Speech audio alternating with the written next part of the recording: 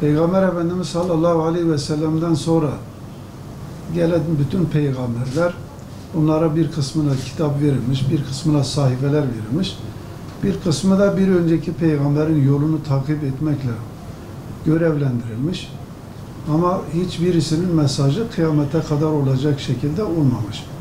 Tarihin belli aralıklarında hükmü geçerli olacak şekilde öyle tebliğ görevi verilmiş. Peygamber Efendimiz sallallahu aleyhi ve sellem son peygamber olduğu gibi getirdiği Kur'an-ı Kerim de son kitaptır.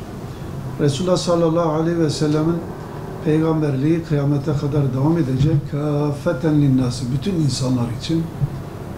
Kur'an-ı Kerim'in hükmü de kıyamete kadar baki olacak.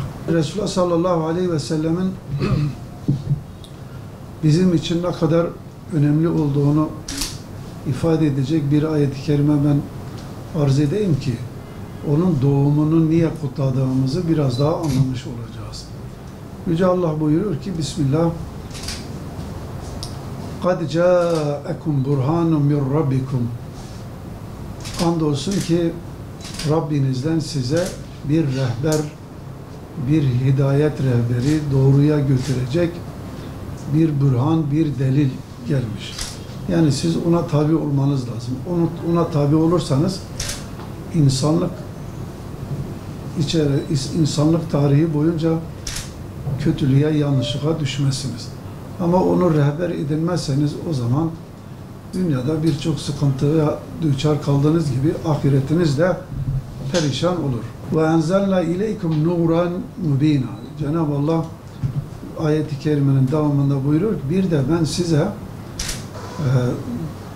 apaçık bir nur indirdim. Buradaki nur Kur'an-ı Kerim'i işaret ediyor. Nur nedir? Aydınlık demek, ışık demektir. Kur'an, Peygamber Efendimiz sallallahu aleyhi ve sellem delildir. Bürhan, yani ona tabi olduğunuzda siz doğruyu buluyorsunuz. Ama Kur'an-ı Kerim de aydınlatıcı. Yani Allah'ın Resulü olmasa kiminle gönderecek? Kitabı kiminle gönderecek? Emir, yasakları, tavsiyelerini, bize nasihatlerini kim bildirecek? Peygamber. Demek ki burada peygamber çok önemli bir şey. Hem dünyamızla ilgili hem ahiretimizle ilgili Resulullah sallallahu aleyhi ve sellem bizim her şeyimizdir.